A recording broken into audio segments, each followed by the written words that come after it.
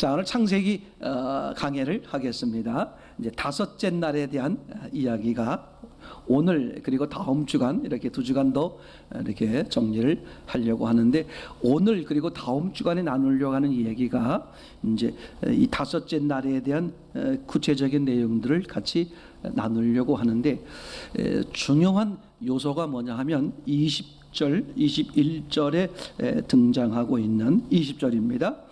하나님이 이르시되 물들은 생물을 번성하게 하라. 이제 요 점에 대해서 아주 중요하게 나누려고 합니다. 여러분 우선 기억할 것은요, 창세기 1장은 창조 이야기가 되겠죠. 그렇죠? 하나님이 창조를 어떻게 하셨는지 객관적으로 기록해 놓고 있는 장면입니다. 그런데 창세기 1장을 보게 되면 하나님이 단지 이렇게 창조하셨구나 라는 것만 말하려고 그러는 것이 아니라, 그 창조를 어떻게 하셨다는 것을 통해서 하나님이 왜 그렇게 창조하셨는지, 즉 하나님의 의지를 읽어볼 수 있도록, 알아볼 수 있도록 창세기 1장이 기록되어 있다. 이게 왜 중요하냐? 사람도 마찬가지입니다만, 무엇을 하게 되면, 그죠? 어떤 사람이 무엇을 지었다, 무엇을 만들었다, 그러면 반드시 뭐가 있겠습니까? 그렇게 짓거나 그렇게 만든 그 사람의 의지가 있겠죠. 그런데 전지전능하신 하나님이 우주 만물을 창조하셨다면 반드시 뭐가 있겠다? 그 하나님의 의지가 있겠다. 아주 중요하죠. 그러니까 우리는 하나님의 창조물을 통해서 뭘 보는 거예요? 하나님의 의지, 하나님의 계획, 하나님의 목적을 보는 거죠. 그래서 우리가 창세기 서론을 나눌 때 목적적 창조, 목적적 기록, 왜 하나님이 이렇게 기록했을까? 더 나아가서 목적적 역사, 왜 하나님이 이렇게 역사하셨는가? 그죠? 우리 그렇게 하나님의 의도를 보는 거잖아요. 또 말씀드리면 창세기 1장이 이제 그런 점에서 너무나 중요하고 곱하기 300번 될 정도로 중요하다. 왜냐하면 창세기 1장은 단순히 하나님이 창조한 세계를 서술하고 있는 단순히 그런 내용이 아니라, 그 서술한 내용을 통해서 뭘 말하고 있다? 하나님의 의지, 누구를 향한? 사람들을 향한 하나님의 계획, 목적을 말씀하고 있다. 뿐만 아니라 창세기 1장 전체를 보게 되면, 그죠? 하나님이 세상을 창조한, 그래서 사람들에게 향해서 이루고 싶어하는 목적 전체가 창세기 1장에 드러나 있다. 이제 그런 점에서 창세기 1장은 무진장 중요하다. 그죠? 그래서 창세기 1장을 얼마나 하나님이 의도하시고 말씀하시는 대로 보느냐에 따라서 하나님을 알게 되고, 하나님의 의도를 알게 되고, 그죠? 하나님의 목적이 더 확연해진다. 이렇게 창세기 1장을 하나님의 의도대로 말씀하시는 대로 보게 되면 창세기 2장이 보인다. 또한 창세기 2장도 하나님이 계획하시고 하나님이 의도하시고 말씀하는 대로 보게 되면 창세기 3장이 보인다. 이제 그렇게 되면 창세기 4장부터는 창세기 1장, 2장, 3장을 토대로 해서, 즉 창세기 1장, 2장, 3장에서 말씀하시고 이루시려고 하시고 이루신 것들을 창세기 4장부터 펼쳐놓은 모습으로 이제 기록이 되어 있다. 종종 성경을 대하다 보면 이제 우리는 보통 이렇게 하곤 합니다. 주변에서 들어보면 창세기 1장부터 11장까지는 마치 성경 기록이지만 신화처럼, 그냥 만들어낸 이야기처럼, 내지는 대충 그렇게 하고, 이제 창세기 12장 아브람 이야기 때부터는 아주 구체적으로 낱낱이 이렇게 성경을 이제 보는 경우가 많이 있는데, 저는 그 반대로, 그죠?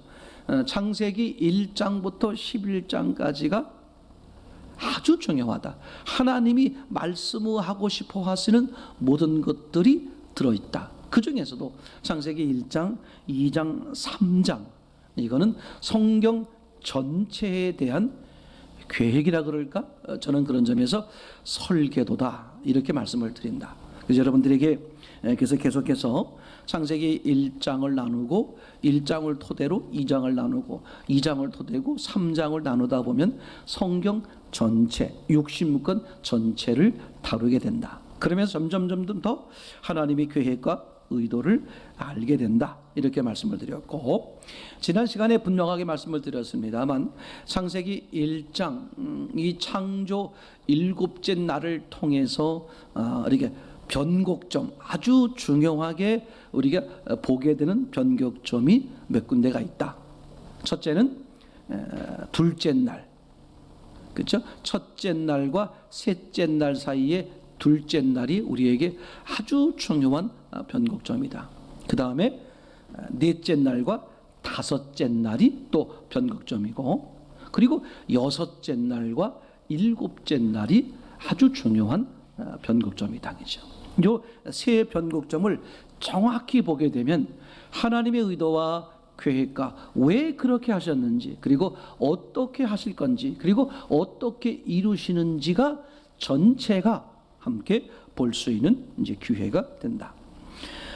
첫째 날부터 넷째 날까지는 그죠? 창조 이야기를 통해서 사람이 어떻게 구원을 받는 건지, 구원이 무엇인지를 아주 명쾌하게 설명해 주고 계신다.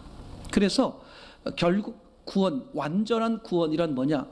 빛 되시는 하나님이 사람 안에 내주하시는 것을, 그죠?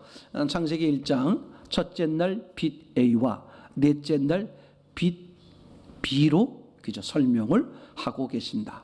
그래서 외주 역사, 하나님이 바깥에서 역사할 때와 하나님이 내주하셔서 역사할 때에 달라지는 점, 그죠? 이것이 아주 명쾌하게 잘 정리가 되어 있다. 오늘 이제 다섯째 날 얘기는 계속해서, 자 그러면 이제 구원을 받은 사람들이 어떻게 살아야 되느냐, 어떻게 사는 것이냐 하는 그 하나님의 계획이 잘 나타나 있다.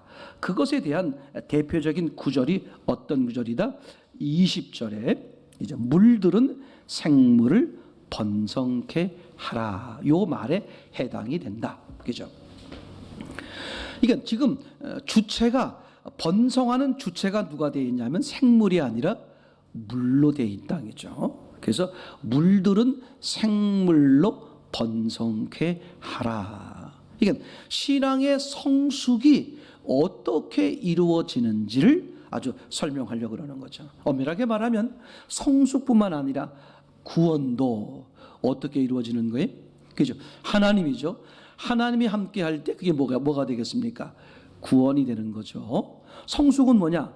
하나님과의 관계가 깊어지는 것이죠. 그죠? 그걸 이제 사람의 결혼으로 성경은 설명하고 있어요. 사랑하면 결혼하잖아요. 결혼한다고 해서 서로가 완전해지는 건 아니죠. 서로 티격태격 하는 삶, 즉 함께 살아가는 삶을 통해서 점점 어떻게 돼요? 상대를 알아지게 되고 존중하게 되고, 즉 화목해지는 거잖아요. 그죠? 마치 그런 실제 사람의 삶, 결혼의 삶을 통해서 하나님이 설명하고 있는 것처럼 다섯째 날 이후에 대한 이야기는, 그죠? 성숙에 대한, 넷째 날까지는 구원에 대해서, 그러니까 셋째 날과 넷째 날은 구원에 대해서, 그죠? 그리고 다섯째 날 이후는 성숙에 대해서. 그러면 첫째 날은 뭐냐? 사람이 어떤 모습이길래 구원을 받아야 되느냐, 그걸 설명하고 있는 것이죠. 그래서 그걸 표현한 게 뭐겠습니까? 사람은 혼돈공허 흑암의 흙으로 만들어졌다. 그죠? 거기에 뭐가 필요하다? 빛 되시는 하나님이 필요하시다. 그죠? 근데 둘째 날이 왜 있다 그랬습니까? 그죠? 둘째 날은 뭘 보는 거다? 사람이, 나는 흙이요, 나는 혼돈 공허 흑암의 존재구나 라는 것을 뭐 하는 거예요? 인식, 아는 거죠. 그래서 비춰지는 무엇을? 빛을 받아들이는 거잖아요. 그죠? 여기 되겠죠? 예, 이렇게 해서 나는 죽은 자였구나, 시체였구나. 그래서 내게 필요한 분은 생명 되시고 빛 되시는 하나님이시다. 아멘. 이제 그분이 나와 함께 해주시기 위해서 육신으로 오셨고, 나와 하나님 사이에 있는 장벽, 죄의 문제를 해결하기 위해 죽으셨고, 그리고 부활하셔서 우리 각자의 심령 속에 찾아와 주시는 임마누엘이죠. 그죠? 이렇게 설명을, 성경 전체의 설명을 창세기 1장에서 지금 표현을 해주고 있다. 근데 서두에 말씀드린 것처럼, 그죠? 물들은 생물로 번성하게 하라. 이렇게 성경이 기록되어 있다 그랬습니다. 자, 그러면 물이 이 생명체의, 그죠? 이 번성의 왜 근원이냐 하는 점에 대해서 이제 차근차근 이야기를 해 보려고 합니다. 우선 창세기 1장 2절에서 보게 되면, 1장 3절에서 보게 되면, 그죠? 앞에서 나와 있지 않았던 단어가 등장한다. 어떤 단어? 하나님이 가라사대, 하나님이 말씀하셨다. 이렇게 이제 설명이라 그랬죠. 이것은 즉 하나님의 로고스, 하나님이 말씀을 하시는 것이죠.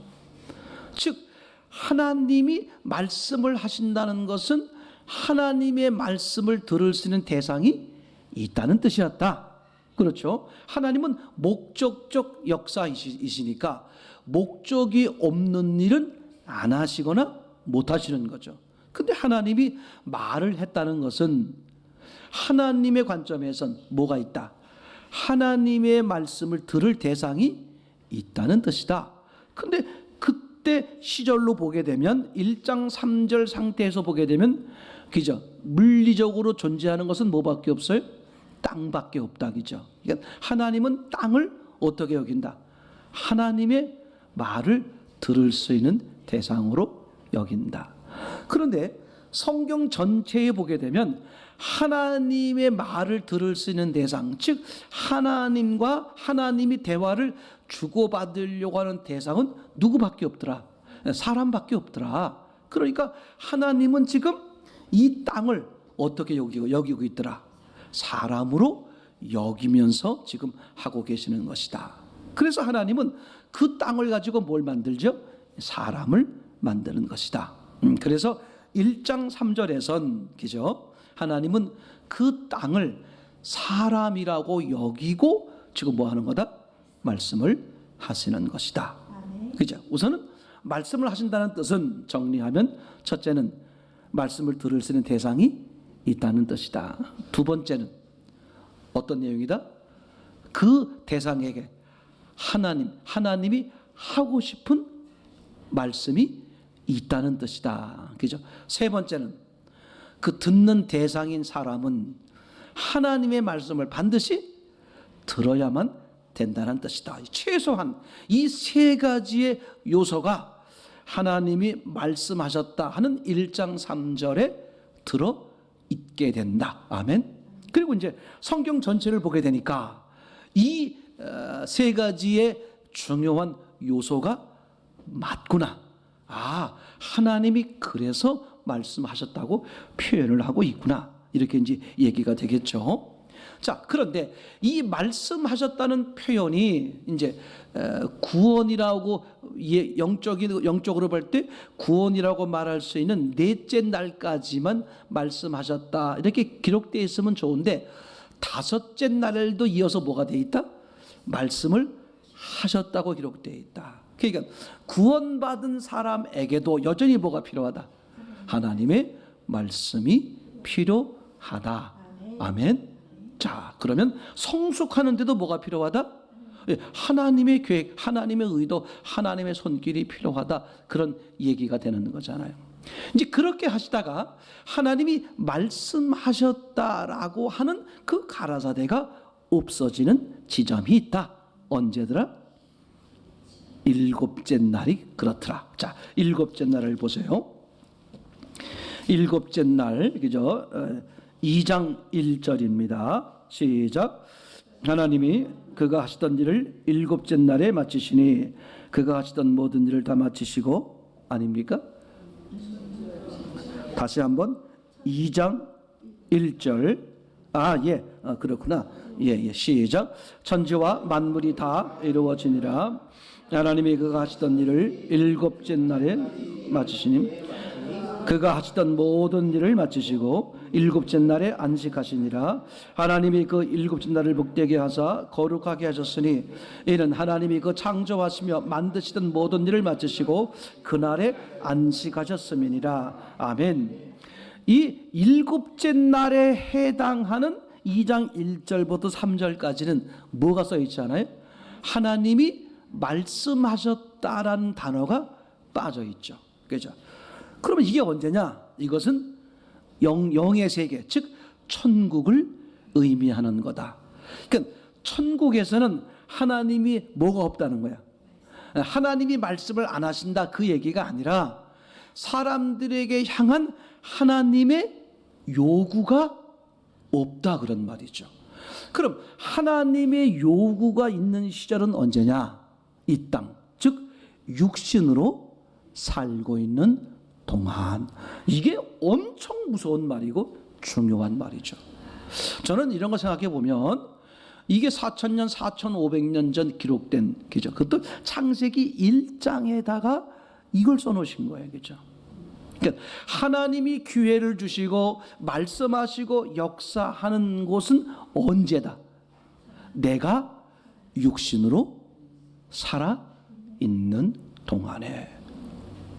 그럼 천국 가면 말씀을 안 하시느냐? 그때는 교제하고 사랑하고 나누는 거지. 내가, 그죠? 하나님이 내게 말씀을 안 하신다는 것은 무슨 뜻입니까? 내가 발전할 여지가 있다 없다? 발전할 여지가 없기 때문이다. 그러니까 육신이 있는 동안만 하나님이 간섭하시고 말씀하시는 거예요. 맞습니까? 그러니까 제가 그래서 그저께 그렇게 이제 극단적인 선택을 하신 그 유명 연예인 그분만이겠습니까? 우리가 뉴스에 봅니다만 그분만이 아니라 그 외에도 그죠? 얼마나 많은 사람들이 그런 극단적 선택을 하시나요, 그죠? 너무 안타까운 거예요. 다시 말씀드리지만 왜 사람들이 극단적인 선택을 하느냐, 또는 극단적인 선택을 하지 않더라도 왜 에휴 인생 뭐 있어? 이러면서 그냥 절망하고 낙심하고 그냥 뭐라 그러죠? 죄송한 얘기로 말하면 개처럼 그냥 망나니로 사는 이유가 뭐겠습니까? 간단한 거예요. 아주 간단한 거. 인생 뭐 있어? 죽으면 끝이다. 그것 때문에 그러는 거예요. 죽은 후에 진짜 세계요, 영원한 세계요, 더 무지막지한 세계가 있다는 것을 안다면 절대 그렇게 못 사는 거잖아요. 그죠? 그 사람들은 너무나 인간적으로 봤을 때 착하고 선함에도 불구하고 악한 영에 속아 넘어가는 거야. 죽음은 끝이다. 너무나 무서운 말이잖아요. 죽음은 끝이 아니라 어때요? 영의 세계가. 그래서 두 번째, 우리가 살아가는 동안 뭐가 필요하다? 하나님의 음성을 들을 수 있는 영의 눈이, 영의 귀가 필요하다. 여러분들이 바보라서 매일 6일 내내 일하시고 그저 주일날 되면은 교회 와서 하루 종일 예배 드리고 시간 갖고, 여러분들이 바보라서 그러는 거란 말이죠. 세상 사람들이 볼 때는 바보처럼 보이는 거야. 아니 모처럼 쉬는 날 밖에 나가서 먹고 마시고 즐기고, 그죠? 얼마든지 좋을 수 있잖아요, 그죠? 그러니까 아니 아직도 교회를 다녀? 저게 문방영 맹목적이고 무슨 이런 무슨 뭐라 그럽니까? 그 이상한 미혹돼 가지고 그런 것처럼 보여서 아유 저 불쌍한 사람들. 진짜 어리석은 거예요, 여러분. 절대 세상은 있잖아요. 불평, 불만, 그리고 막 절규, 못 살겠다, 힘들다, 어렵다, 무섭다, 두렵다, 외롭다. 인간적 눈으로 보면 그런 세계, 그런 세상인 것처럼 보여요. 근데 그건 육의 눈을 가진 사람들이잖아. 육의 눈은 언제 갖는 겁니까? 하나님을 떠났을 때. 아주 보여. 창세기 3장 7절. 하나님을 떠나고 나니까 인류의 조상인 아담과 하와가 뭐만 보였어요? 육의 눈만 보였어. 그래서 벗은 게 보였고 평생 뭘 위해 살겠다는 거야? 육을 위해 살겠다고 제일 먼저 한 게 뭐야? 나뭇잎으로 옷을 해 입는 거야. 왜? 그들 눈에는 육이 전부니까. 지금도 세상에 있는 사람들은 뭐가 전부라는 거야? 육이 전부야. 그러니까 어떡하냐? 먹고 마시고 놀고 돈 벌고, 그죠? 그게 전부라고 여기고, 그걸 많이 가지면 뭐라고 말해? 와, 나는 뭐 부자다. 아, 됐다. 이만하면 됐다. 하나님의 눈으로 볼 때 뭐야? 쓰레기 모아놓고, 집안 가득 쓰레기 모아놓고, 와, 배부르다. 난 됐다. 이게 얼마나 어리석은 거냔 말이죠. 그러니까 여러분요, 영의 눈이 뜨기를 계속 기도하셔야 돼. 매 순간 영의 눈으로 봐야 돼. 육의 눈으로 보면 한순간에 넘어집니다. 제가 늘 말씀드리죠. 세상에서 어떤 사람도, 최악의 사람도, 세상 모든 사람들로부터 버림받은 사람일지라도, 스스로 보거나 남들 보거나 완전의 절망의 사람일지라도, 그죠? 영의 세계는 어떻다? 한순간에 이루어질 수 있다. 아멘? 그래서 소망이다. 이걸 반대로 말하면요, 육의 세계는 부자가 망해도 3대가 먹고 산다 그랬어, 그죠? 육의 세계는 그래요. 영의 세계는 안 그래. 망하면 한순간에 망해요. 그래서 방법은 뭡니까?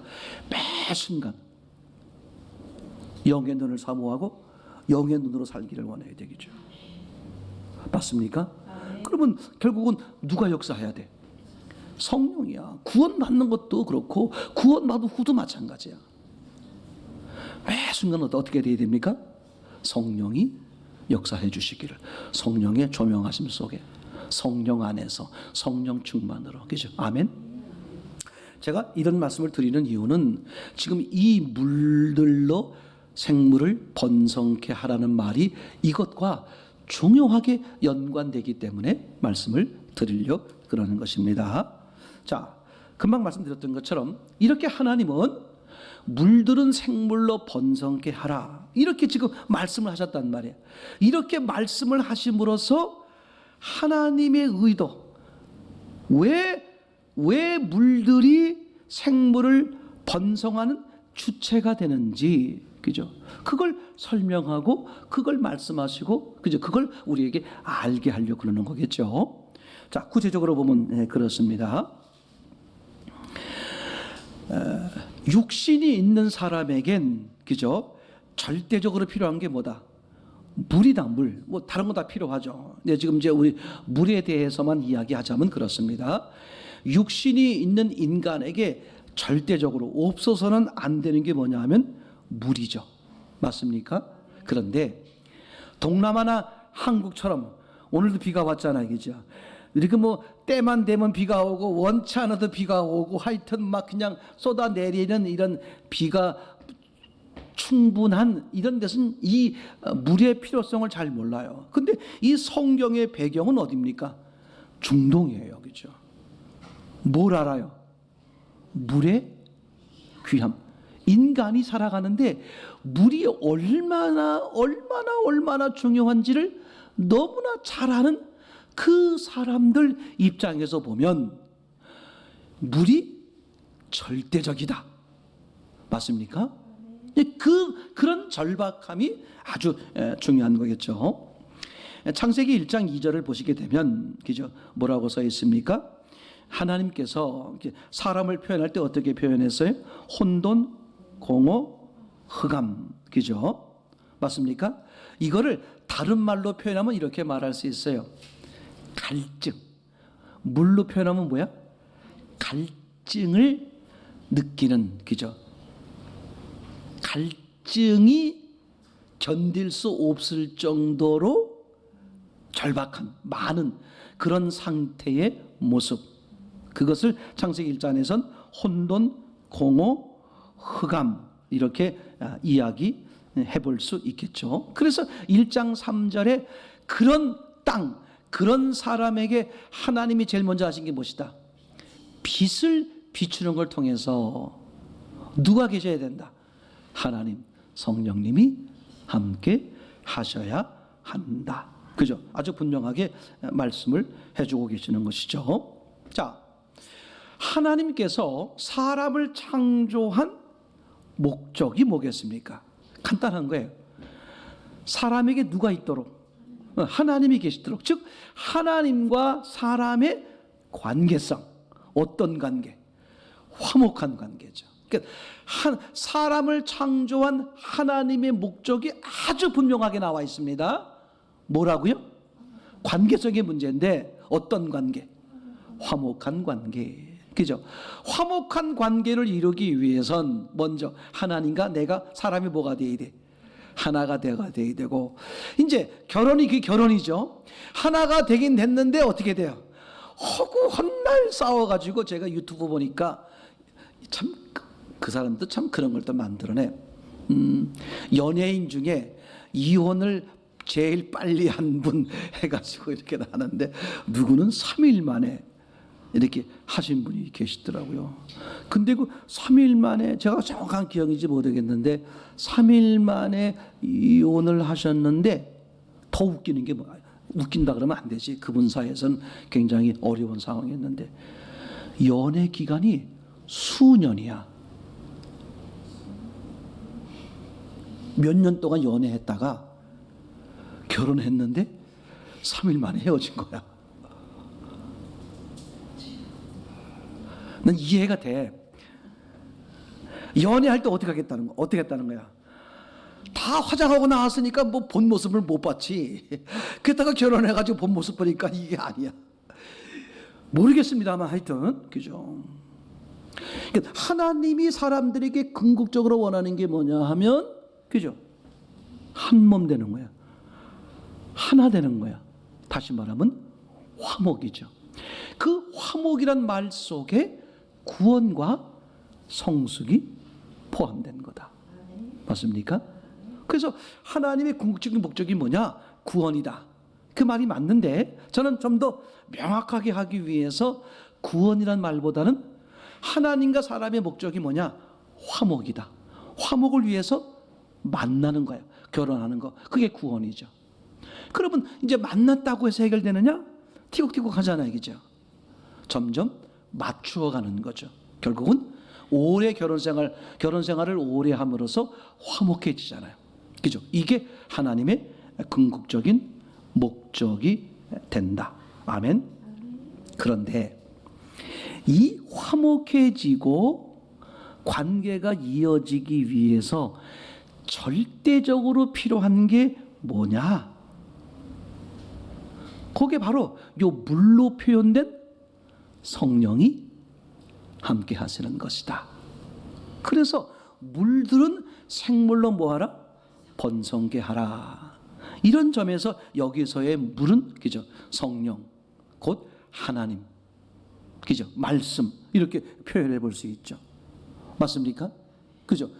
즉 성령에 의해서 그러니까 사람이 뭐 제멋대로 자기 생각대로 자기가 노력해서 구원받는 것도 아니고 자기가 노력하고 수고해서 성숙하는 것도 아니다. 그 절대적으로 나를 구원받게 하고 나를 성숙시키는 게 뭐다? 성령이시다. 그죠? 맞습니까? 내가 하는 게 아니야. 그분이 나를 찾아오는 것도 맞습니까? 그분이야. 그죠? 나는 오시는 그분을 받아들였을 뿐이고 뿐만 아니라 그분이 내 안에서 역사하시는 것 그게 뭐야? 성숙이죠. 그 역사하시는 것도 그죠? 그분이 역사하시려고 할 때 내가 뭐 하는 거야? 그걸 받아들이는 것 뿐이에요. 이건 전적으로 주체는 사람 내가 아니라 누구다? 하나님이시다. 저는 그래서 어떤 사람에게도 뭐가 있다는 거야? 기회가 있다는 거야.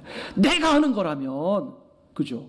이게 기회가 안 될 수 있어요. 근데 그분이 하시는 것이기 때문에 이제 그런 점에서 큰 은혜가 된다. 그렇게 말씀을 드릴 수 있겠습니다. 자, 우선 이제 이 하나님이 창조한 이 물에 대해서 한번 조금 생각을 해보겠습니다. 첫째는 그죠? 물의 특징. 물의 특징은 뭐냐? 첫째, 물은 뭐가 없어요? 색깔이 없죠, 그죠? 무색. 뭐가 없다고? 색깔이 없어요, 그죠? 그 다음에 또 뭐도 없습니까? 형태도 없어요, 맞습니까? 예, 무치라 그럴까요? 무형, 그죠? 무형. 그 다음에 또 뭐가 없어요? 뭐 냄새, 향기 이런 것도 없잖아요, 그죠? 근데 이게 뭐와 비슷해? 성령이 그러셔. 하나님이 그러신 분이야. 모양도 없고, 맞습니까? 예, 이게요 참 놀라. 그래서 무의지 무의식, 그죠? 근데 반대로 또 이래요. 물이 어떤 특징이 있느냐? 사람은 뭐가 없으면 죽어? 물이 없으면 죽어. 그죠? 영적으로 보면 사람은 하나님이 없으면 뭐라고 그래? 죽은 자라고 말하겠죠. 그죠? 맞습니까? 또한 신기해. 노아 홍수를 생각해 봐요. 노아 홍수에 사람들이 다 죽었어, 그죠? 왜 죽었을까? 키즈야, 키즈. 물로 연관된 키죠.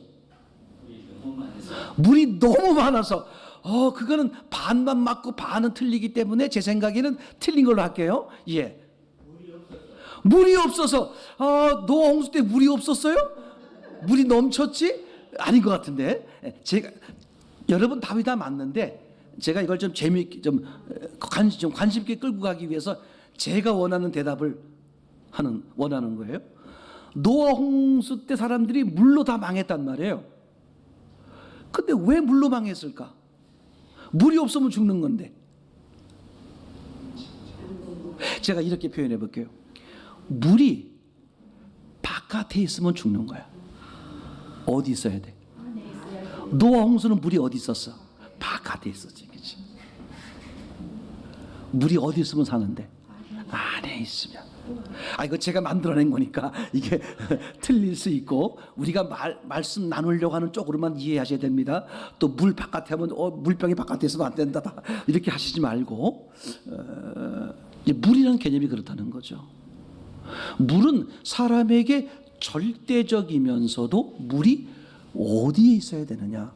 하나님이 절대적이시면서도 그 하나님이 내게 어디에 있어야 되느냐? 그죠? 내 안에 계셔야 되느냐? 바깥에 있어야 되느냐? 그죠? 아담과 하와는 하나님이 바깥에 하나님을 쫓아낸 거잖아요. 하나님을 떠났단 말이에요. 그러니까 그걸 죽음이라고 말하는 거죠. 그럴 수밖에 없죠. 하나님이 생명인데 생명이 어디 있어야 돼? 내 안에 있어야 사는 건데 어디 있어요? 바깥에 있단 말이에요. 그래서 이것을 이제 언어로 딱 표현해보면 이렇게 말할 수 있어요. 물이 바깥에 있는 것은 노아 홍수요, 물이 안에 있는 것은 임마누엘이다. 그죠? 임마누엘은 사는 거고 노아 홍수는 죽는 거죠. 그죠? 또 이런 게 있습니다. 몸 안에 물이 있더라도 물이 모자르면 어떻게 돼? 뭘 느껴? 갈증을 느낀다. 생명이신 예수님이 내 안에 계시지 않으면 사람들은 뭘 느낀다? 공허하잖아. 똑같잖아요. 그죠?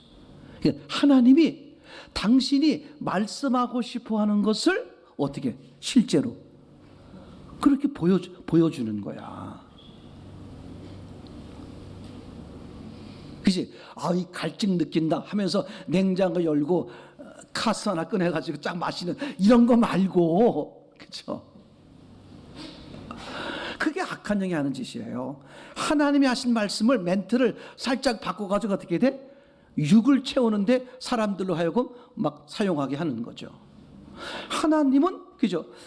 일부러 사람이 물이 없으면 못 살도록, 물이 가득해야 살도록 그렇게 만들어 놓으셔놓고, 그죠? 신기해. 우리 보통 과학자들이 말에 의하면 사람 몸 안에 70%의 물이 있다는 거예요. 우리가 뭐 압니까? 사실은 이제 그거는 뭐 과학자들이 그렇게 말하니까 70%구나. 근데 이거는 알아요. 체중계 올라가면 뭐 나옵니까? 비만도 이건 다 나오는데 물이 얼마나 있는지는 안 나오더라고. 우리는 내 몸 안에 70% 정도의 물이 있어야 되는데 실제 지금 물이 얼마나 있는지를 알아요? 몰라? 그죠? 시계를 봐도 몰라. 근데 알 수 있는 방법이 있어. 뭘 통해서? 갈증. 신기해. 하나님이 그렇게 만들어 놓은 거야. 너무 신기하잖아, 그죠? 그러니까 하나님이 없는 사람은 부자 청년처럼 아무리 돈을 많이 벌고 아무리 뭐 명예와 권력을 가져도 어떻게 돼? 허전한 거야. 돈이 있으면 행복할 줄 알았는데 돈이 많아질수록 더 어떻게 돼? 잠을 이루지 못하고 막 정신적 문제가 생기고, 그죠? 참. 하나님은요 완벽하세요, 그죠? 우리도 계속해서 보면, 그죠?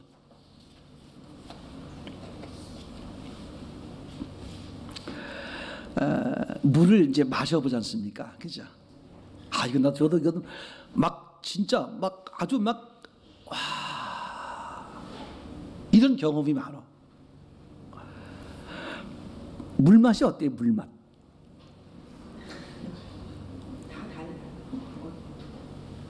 일반적으로 말할 때 물이 달다 뭐 이런 말 하잖아요. 물이 달기는 뭐 설탕물인가 물이 달게?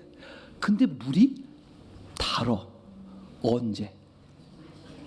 갈증이 아주 심할 때. 성령님이 그래요. 내가 갈급하면 갈급할수록 그 성령의 은혜가 내게 어떻게 느껴져? 강하게 느껴져. 홍지석 형제가 그런 간증을 했어요. 나도 누가 뭐 집사님들이나 누가 말하는 것처럼 그런 성령의 감화 감동을 좀 경험해 보고 싶다. 그러던지 어느 날 그런 기회가 왔어요. 이틀 동안을 울었대. 이틀 동안. 자기도 모르겠대.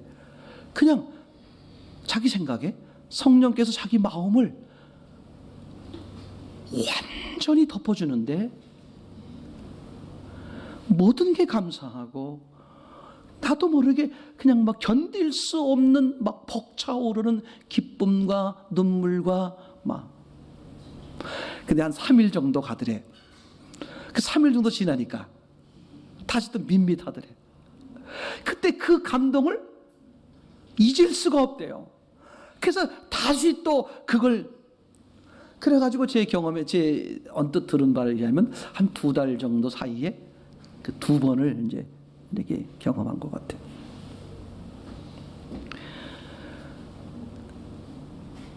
그게 한 방법일 수는 있지만, 그죠? 하나님은 그렇게만 하시지는 않으시죠, 그죠? 이성적으로 아무것도 내게 보여지고 가져진 게 없음에도 불구하고 하나님이 나와 함께 하시고 평안을 누리시고, 그죠? 제 말이 되겠죠? 그러니까 표현이 이상하지만 인격적 관계라는 게 바로 그런 거죠. 어떤 감정이나 느낌에 의해서 확 쌓임 받는 것이 아니라, 그죠?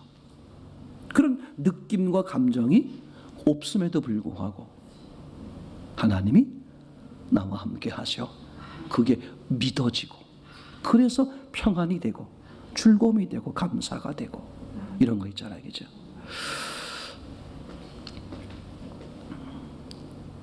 그러니까 성령께서도요, 우리가 갈급하면 갈급할수록 그 사람에겐 역사의 모습이 강해. 그래서 이게요, 그 해보신 분들만 알아. 그냥 교회 나오는 거, 그냥 예배 드리는 것과 그냥 예수님을 바라보는 것과 정말 갈급한 상태에서 예수님을 바라보는 것은 어떨까? 그래서 신앙은 주관적이에요. 객관적이지 않아. 그 사람만 아는 거야. 창세기 찬송가 499장에 표현한 것처럼, 그죠? 그 믿음의 세계는 누구만 알아? 그 사람만 아는 거야. 그 사람만. 우리 이사야서 55장을 한번 펼쳐보겠습니다.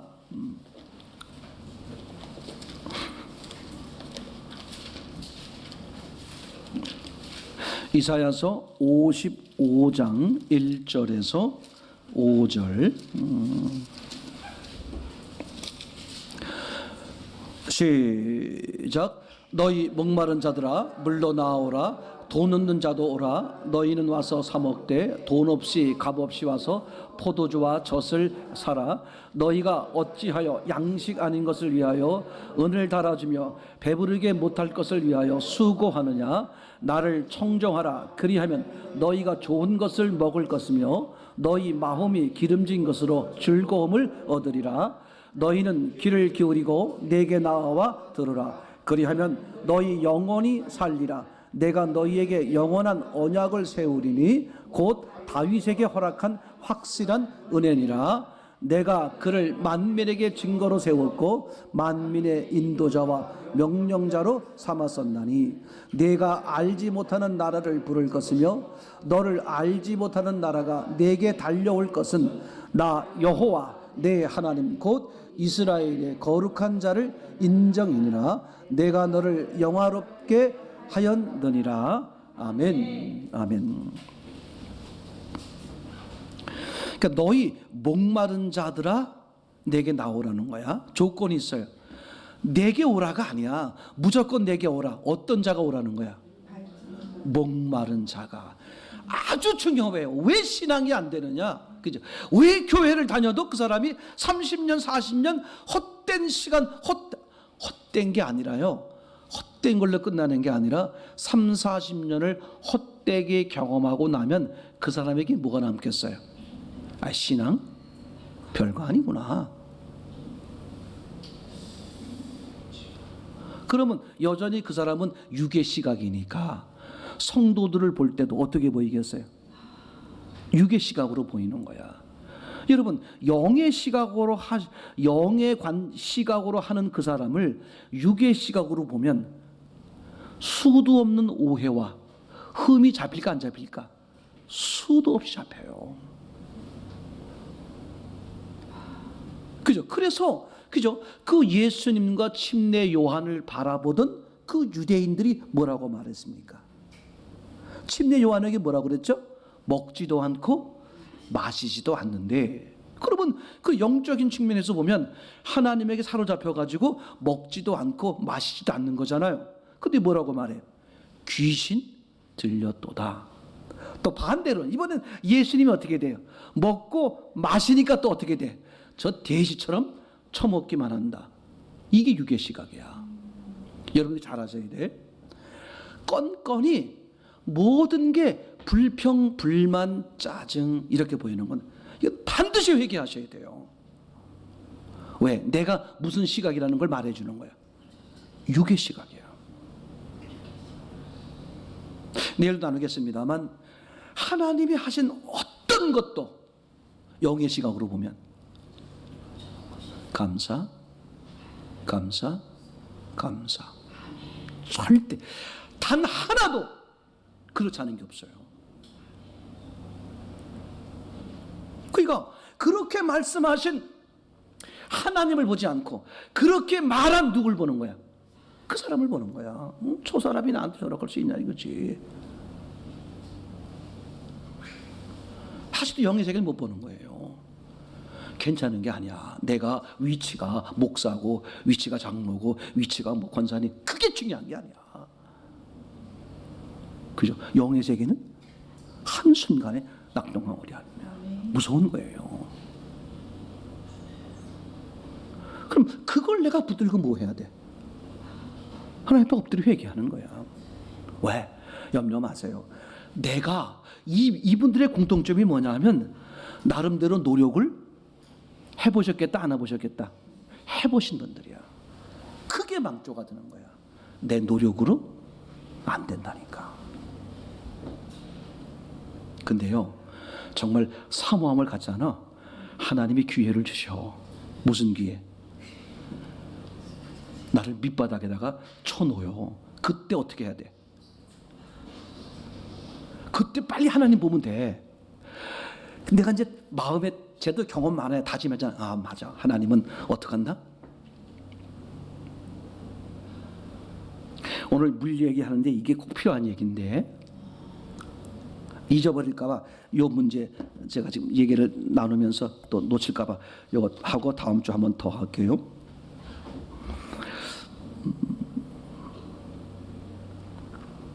지금 이 1장 20절 다섯째 날로 얘기하면 물들은 생물로 번성케 하라라고 말한 이 물은 곧 성령, 그죠? 하나님이요, 말씀이요, 이렇게 표현할 수 있겠죠.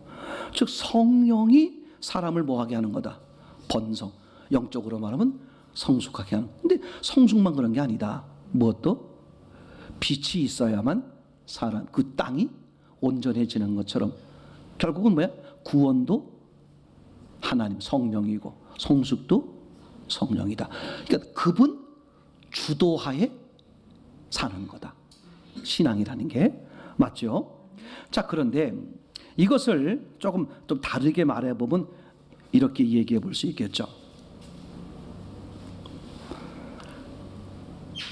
창세기 2장 7절 흙으로 사람을 만들고 생기를 그 코에 부어넣어서 생명, 하나님과 함께한 사람이 되게 하잖아요. 그죠? 자, 그러면 3장 5절 요한복음 3장 5절을 보면서 요 얘기만 하고 마치겠습니다.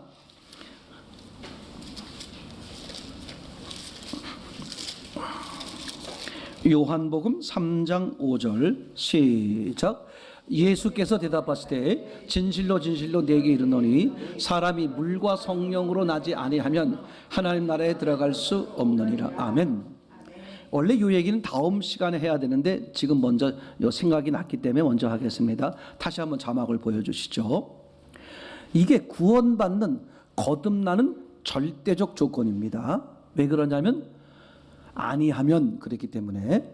그러니까 요거 외에는 다른 방법이 있다 없다? 없다. 여기서 잘 보실 게 뭐냐 하면 물과 성령으로 거듭나야 하나님 나라에 들어갈 수 있다. 이렇게 말해버리면 그래, 물과 성령으로 거듭나면 하나님 나라에 들어갈 수 있어. 근데 부처님을 믿어도 거듭날 수 있어. 이런 여지가 생기는데 물과 성령으로 나지 아니하면 이렇게 말했기 때문에 물과 성령 외에는 다른 방법이 있다 없다? 없다. 사도행전 4장에서도 그죠? 예수님 외에는 다른 이름을 주신 적이 없다라고 말하고 있는 것처럼 말이죠. 그러면 다시 자막 보세요. 이 물과 성령을 어떻게 볼 거냐는 문제예요. 두 가지 견해가 있습니다.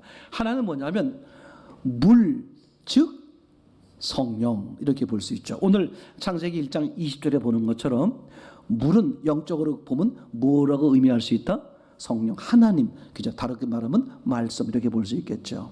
그래서 이 창세기 이 요한복음 3장 5절에서 물과 성령을 물, 곧 성령으로 나지 아니하면 거듭날 수 없다, 이렇게 볼 수 있고, 또 하나의 견해는 물과 성령 그랬으니까 물과 성령, 즉 물 그리고 성령 두 가지로 거듭나야 된다, 이렇게 이제 표현할 수 있겠죠. 저는 두 가지가 다 볼 수 있는데 이 뒤에 쪽 견해를 더 따릅니다.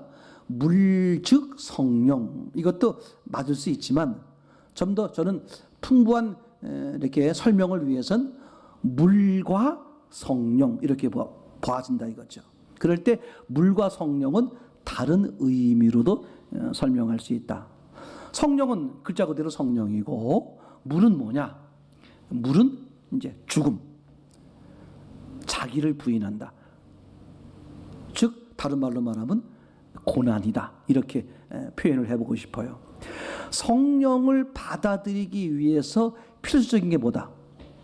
자기를 부인하는 거다. 저는 그렇게 생각이 들어요. 그러니까 자기를 부인하지 않고는 오시는 성령을 받아들일 수가 없다.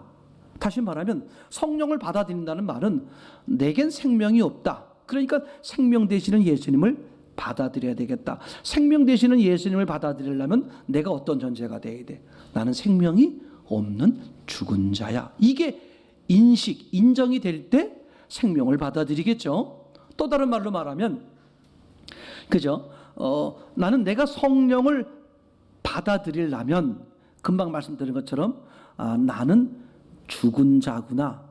이런 얘기뿐만 아니라 또 다르게 말하면 어떻게 말할 수 있느냐?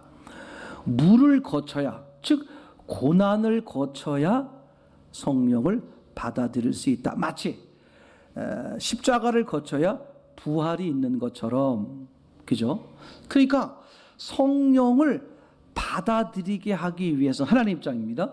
성령을 받아들이기 위해서는 반드시 뭐가 필요하다? 고난이 필요하다. 이 고난을 무엇으로 저는 설명하고 싶다? 나를 부인하게 하는 그런 요소, 그죠? 그러니까 이건 아주 중요하다. 자, 그러면 요걸 이제 성숙이란, 지금 5째 날 하고 있으니까 성숙이란 측면에 설명을 해보면, 물들은 생물로 번성케 한다. 즉 성령께서 어떻게 해요? 생물을 영적으로 말하면 신앙이 자라게 만들겠죠. 그러면 성령께서 그 사람의 신앙을 자라게 하기 위해서 쓰시는 방법 중에 하나가 뭐다? 고난을 주는 거다. 맞죠? 절대 고난 없인 성수가 없어요. 그죠? 맞습니까? 고난의 자리에 가지 않고는 구원은 없는 거야. 고난의 자리의 의미는 뭡니까? 내가 뭘 하는 거야? 내가 죽은 자요, 시체요. 나는 어둠이라는 것을 아는 거잖아요. 그죠? 맞습니까? 그게 구약이요, 율법이다. 나는 죽은 자요, 시체요. 맞습니까? 또 내가 성령으로 거듭났다고 할지라도 하나님의 자녀가 됐을 뿐이지 내 육체의 습성은 어떻다? 여전히 그대로 있다. 맞습니까? 그럼 그 부분적으로 뭐가 돼야 돼? 성숙이 돼야 되잖아. 그럼 그 부분적으로 하나님 쪽에서 볼 땐 뭐가 필요하다? 고난을 허락하신다. 아멘. 그러니까 우리는 그런 고난이라는 것을 단지 싫고 힘들고 어렵고 그런 개념으로 보면 불평, 불만, 원망, 낙심 이런 게 몰려올 수밖에 없겠죠. 근데 하나님의 관점, 영의 관점으로 보면 어때요? 나를 성숙시키려고 하는, 나를 더 복되게 하시려고 하시는 하나님의 거룩한 계획이요, 손길인 것이죠. 맞습니까? 이것을 실제 신앙생활에서 악한 영의 역사로만 보면, 그죠? 물리치고 멀리하고, 그죠? 배제하는 것으로만 보이지만 그 악한 영의 역사조차도 누구의 허락 없인, 하나님의 허락 없인 돼지떼에 들어가는 것조차도 예수님의 허락이 있어야 됐던 것처럼 오늘 욥이 악한 영을 통해서 그런 많은 고난을 당하는 것조차도 하나님의 허락하에서 벌어졌던 것처럼, 맞습니까? 악한 영이 하는 것일지라도 하나님의 허락 안에서 벌어지는 것이고, 하나님이 내게 허락을 하셨다면 반드시 내게 하나님의 관점, 영적 관점에서 뭐가 있기 때문에, 유익이 있기 때문에, 그럼 우리는 같은 일을 겪으면서도 어디를 쳐다본다? 유익하게 하시는 하나님을 쳐다보면 좌절이 안 되고 실망이 안 되고 낙심이 안 되고 또 헤쳐나가고 이겨나갈 길을 어떻게 된다? 찾게 되겠죠. 맞습니까? 그래서 지난 30일 날 마지막 새벽 예배를 드리면서 그렇게 말씀을 나눴습니다. 요한복음 16장 33절에 보니까 그죠? 예수님이 너희에게 평안이 있게 하기 위해서 내가 이 말을 하는 것이다. 그러면서 뭐라고 말했어요? 첫째, 너희가 살다 보면 뭐가 있다? 환난이 있다. 그죠? 두 번째, 그러나 두려워하지 마라. 세 번째, 왜냐하면 내가 그 환난, 네가 겪는 세상을 이겼기 때문이다. 근데 그렇게 설명하시는 배경, 그 앞에 32절에 뭐라고 써 있냐면 너희들이 나와 함께 있을 때 나 아니면 못 산다, 죽고 못 산다, 그래서 너희들이 나를 다 버릴 때가 온다. 근데 왜 버리겠어? 좋아서, 힘들어서. 그죠? 예수님이 붙들리다 보니까 뭐야? 이거 우리도 죽게 생겼네? 겁이 나니까 예수님이 어떻게 되든 말든 예수님 버리고 제자들이 다 도망가 버리는 거예요. 그죠? 그래서 그 가나안에서부터 쫓아온 여인들이 예수님이 붙들려 갈 때 뒤에 쫓아오면서 어떻게 해요? 엉엉 울잖아. 누가 불쌍하니까? 예수님이 불쌍하시니까. 그죠?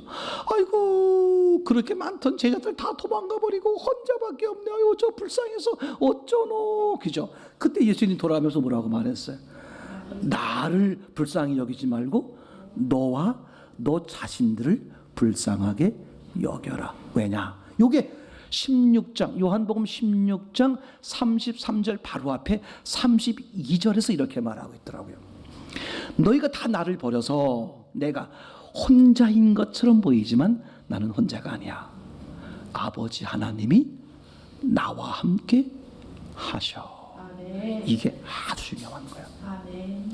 오늘 다섯째 날을 하고 있는 입장에서 여러분들은 넷째 날을 그런 점에서 보면 거친 거야. 즉 구원받은 사람 입장에서 분명히 확실히 있게 말씀드리는 거지만 어떤 경우도 낙심하고 좌절하지 말라.